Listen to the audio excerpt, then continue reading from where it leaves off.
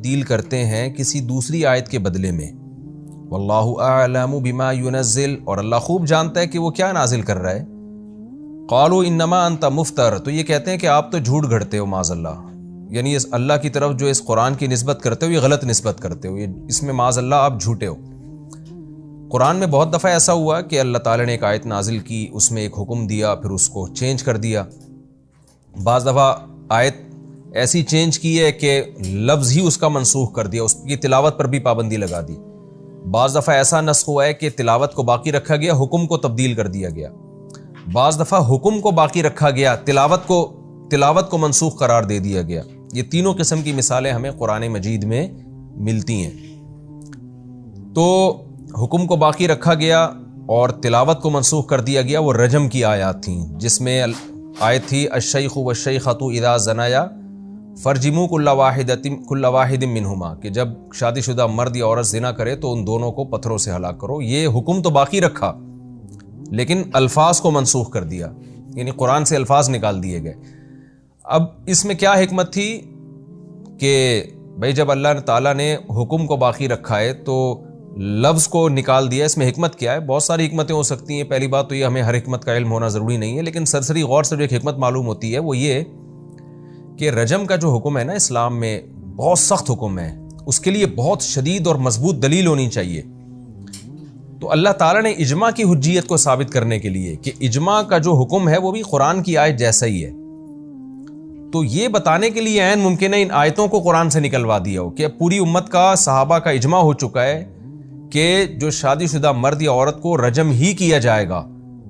تو یہ اجماع بتانے کے لیے کہ اجماع اتنی مضبوط دلیل ہے کہ اس سے جو حکم ثابت ہوگا وہ قرآن کی آیت جیسا ہی ہوگا، یعنی یہ امت اجماع پر ایسے ہی عمل کرتی ہے جیسے قرآن کی آیت پر. تبھی قرآن سے باقاعدہ ان آیتوں کو منسوخ کر کے نکالا گیا ہے، پھر بھی پوری امت کا اس پر اجماع ہوا، صحابہ کا، تابعین کا، چاروں ائمہ کا، تمام محدثین کا. کوئی بھی اسلامی اسکالر جو معتبر اسکالر ہو ایسا نہیں گزرا اسلامی تاریخ میں جس نے اس حکم کا انکار کیا ہو. تو اللہ تعالیٰ نے یہ اجماع کی حیثیت کو بیان کرنے کے لیے نا کہ یہ امت شریعت کے حکم کو ثابت کرنے کے لیے قرآن کی آیت کو جو ویلیو دیتی ہے وہی اس امت کے اجماع کو بھی ویلیو دیتی ہے. یعنی پوری امت اگر کسی حکم پہ جمع ہو جائے تو یہ اس کو وہی ویلیو دیتی ہے جو قرآن کی آیت کو، تو اس کے لیے قرآن میں اس آیت کا باقی رہنا ضروری نہیں ہوتا. تو یہ اجماع جو ہے نا بہت مضبوط دلیل ہے. آج جتنے گمراہ لوگ آج سوسائٹی میں آ رہے ہیں، گمراہ اسکالر آئے ہیں، وہ اجماع کے راستے سے ہی گمراہ کرتے ہیں، اجماع کو توڑتے ہیں وہ. تو حدیث میں آتا ہے میری امت گمراہی پہ جمع نہیں ہو سکتی. تو اتنا اہم ترین حکم جس کے لیے انتہائی مضبوط دلیل چاہیے تھی جو رجم کا حکم ہے، تو اس کے لیے امت نے اجماع کا سہارا لیا کہ اس پر پوری امت کا اجماع، لہذا یہ ایسے ہی ہے جیسے قرآن کی آیت. تو اور بہت ساری حکمتیں ہو سکتی ہیں. تو میرے ذہن میں یہ حکمت آتی تھی جب میں طالب علم تھا نا، تو میں سوچتا تھا کہ اللہ تعالیٰ نے جب رجم کے حکم کو باقی رکھا تو آیتوں کو کیوں منسوخ کر دیا، حالانکہ حکم کتنا امپورٹنٹ ہے اور کتنا سخت حکم ہے.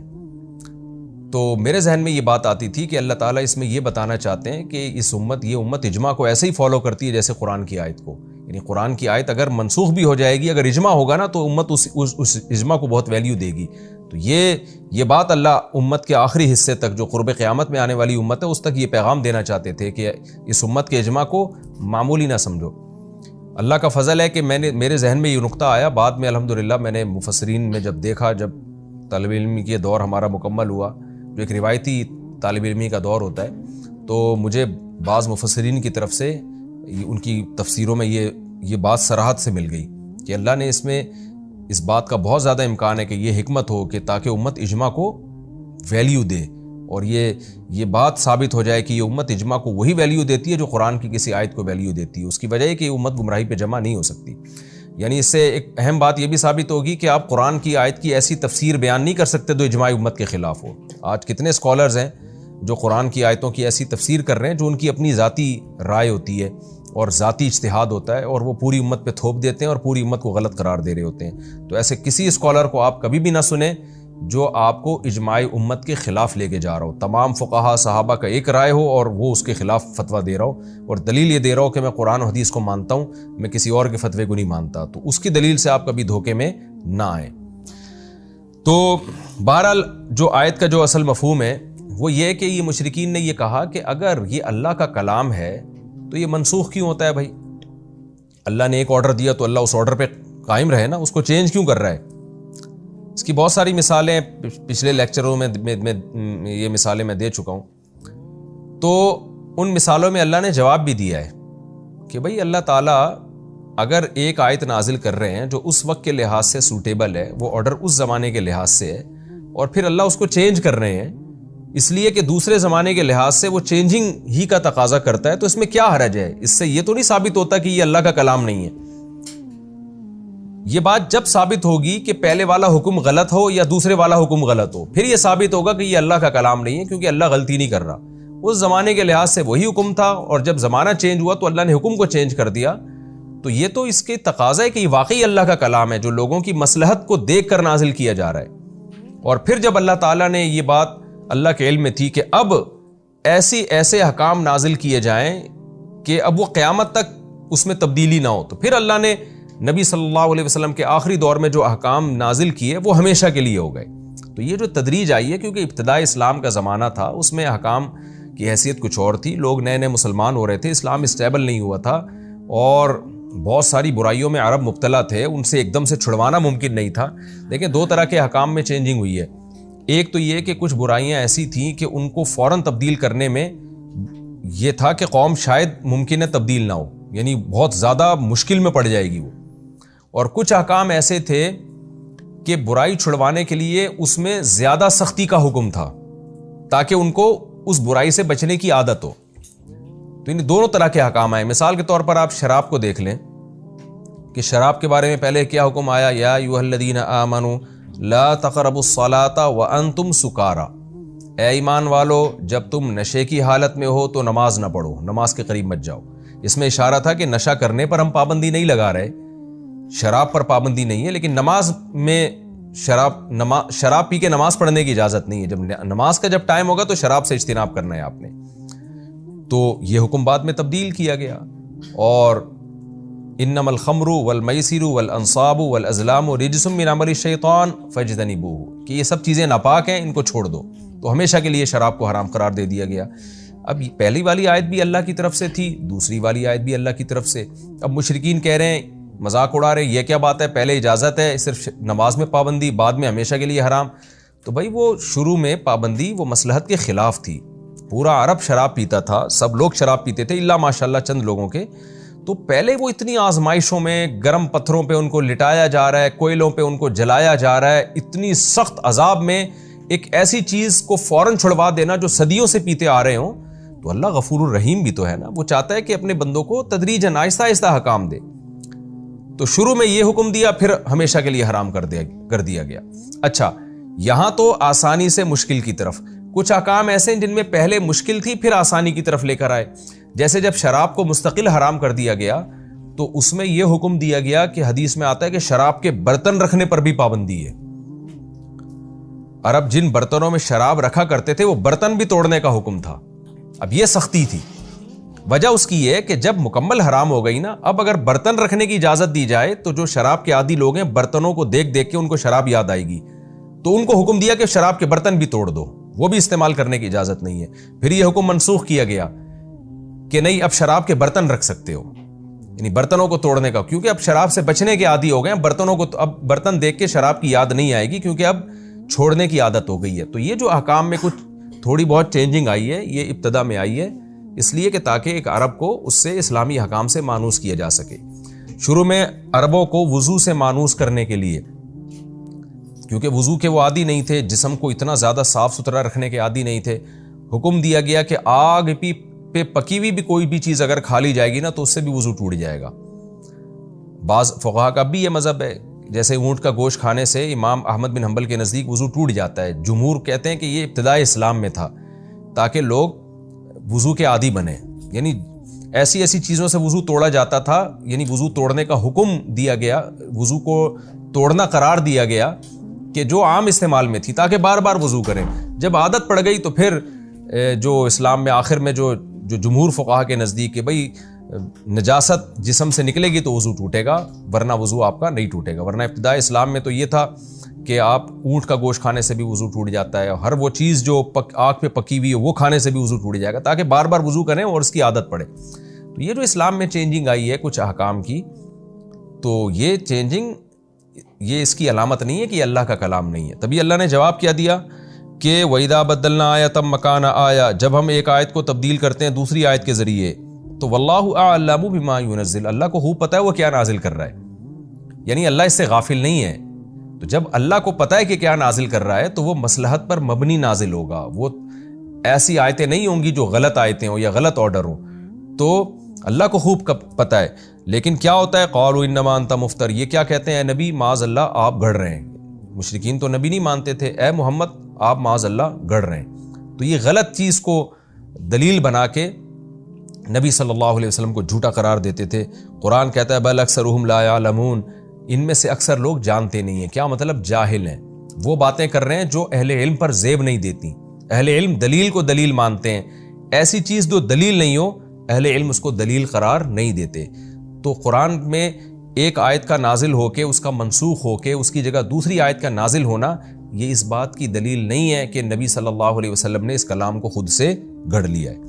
قل نزلہ روح القدس، اے نبی آپ ان سے کہہ دیجئے اس کلام کو نازل کیا ہے مقدس روح نے یعنی جبریل نے، من ربک بالحق، آپ کے رب کی طرف سے بالکل حق کے ساتھ، باطل کے ساتھ نہیں، لیثبت الذین آمنوا، تاکہ ایمان والوں کو ثابت قدمی نصیب ہو۔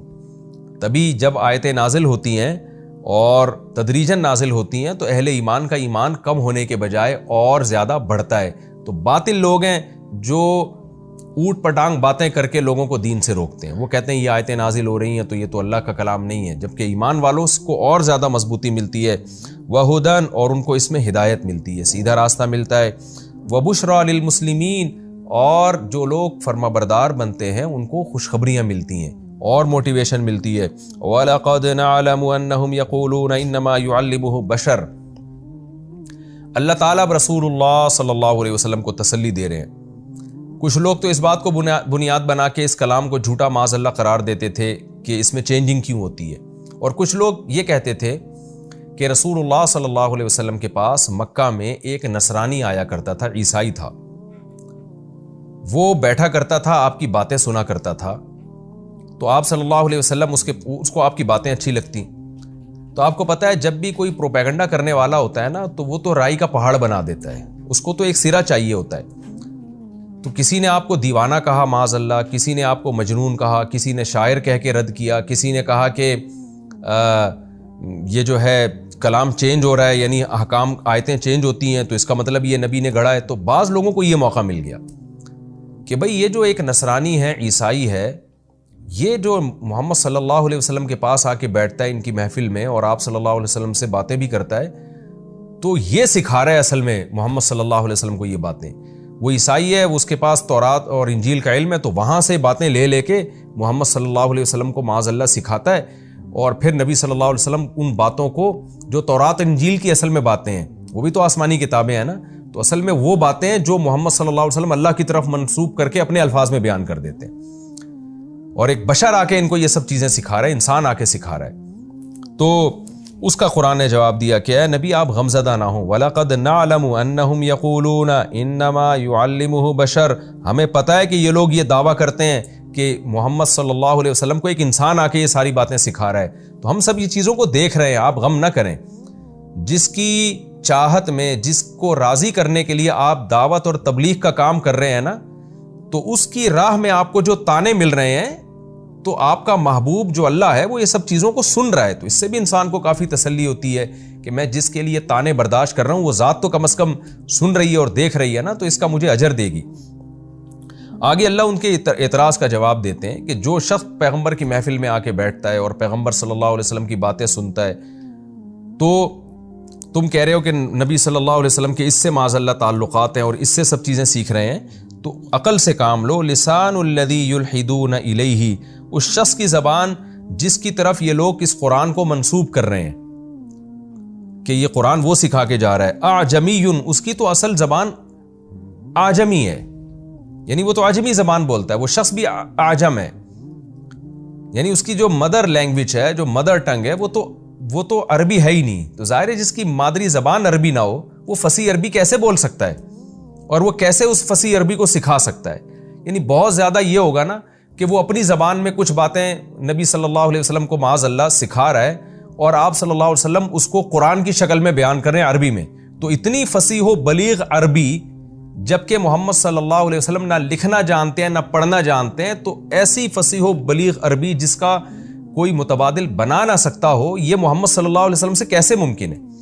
یعنی وہ تو تمہارے درمیان 40 سال سے زیادہ عرصہ رہے ہیں، وہ تو ایسی عربی نہ بولتے تھے جو قرآن کی عربی ہے، جتنی بلاغت والی اور یہ دلائل، وہ تو نہ بول سکتے تھے نہ لکھ سکتے تھے اس طرح کی عربی. تو ان کو ایک اجمی سکھا کے چلا گیا ایسی باتیں، یہ کیسے ممکن ہے؟ تو لسان الذی یلحدون الیہ اعجمی، اس شخص کی زبان جس کی طرف یہ لوگ قرآن کو منسوب کر رہے ہیں وہ عجمی ہے. وہذا لسان عربی مبین، اور یہ قرآن تو ایک زبان ہے جو عربی ہے، مبین، خالص، بہت واضح انداز میں بیان کرنے والی. اتنی بلاغت والی عربی ایک عجمی کیسے ایسا کلام سکھا سکتا ہے؟ یعنی ایسا ہی ہے جیسے میں اردو میں بہترین تقریر کر رہا ہوں، آپ کہیں کہ یہ اس نے اسکول میں نہیں پڑھی، اس کو ایک انگریز یہ تقریر سکھا کے جاتا ہے، تو آپ کیا کہیں گے؟ بھائی وہ انگریزی بولنے والا آدمی اردو میں اتنی اچھی تقریر کیسے سکھا کے چلا گیا؟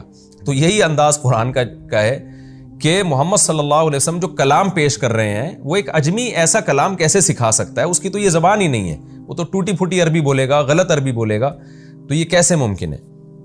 آگے اللہ فرماتے ہیں ان الذین لا یؤمنون بآیات اللہ، بے شک وہ لوگ جو ہماری آیات پر ایمان نہیں لاتے، یعنی ایمان نہ لانے کی انہوں نے ٹھان لی ہے، لا یہدیہم اللہ، اللہ ان کو ہدایت نہیں دیتا. تو یہ وہ بدبخت لوگ ہیں جنہوں نے یہ فیصلہ کر لیا ہے کہ ہم نے اس قرآن کو قرآن ماننا ہی نہیں ہے، اس کلام کو اللہ کا کلام ماننا ہی نہیں ہے. تو اللہ پھر ان کو سیدھا راستہ نہیں دکھاتا، یہ اسی طرح کے وسوسوں میں آتے ہیں اور اسی طرح کے وسوسے پھیلاتے رہتے ہیں. وَلَهُمْ عَذَابٌ عَلِيمٌ، ان کے لیے دردناک عذاب ہے.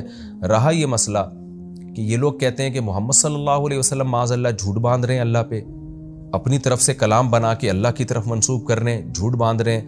اگلی آیت میں اللہ نے اس کا جواب دیا کہ محمد صلی اللہ علیہ وسلم جھوٹ نہیں باندھ رہے، اصل میں وہ لوگ جھوٹ باندھ رہے ہیں جو اللہ کی آیات پر ایمان نہیں لے کر آتے. وہ اس کلام کو مخلوق کا کلام کہہ رہے ہیں، کلام اللہ کا ہے لیکن یہ جھوٹ بول کے اس کو انسانوں کی طرف منسوب کر دیتے ہیں. کوئی کہتا ہے محمد صلی اللہ علیہ وسلم کا اپنا کلام ہے، کوئی کہتا ہے ان کو فلاں آدمی سکھا کے جا رہا ہے، وہ اصل میں جھوٹے ہیں.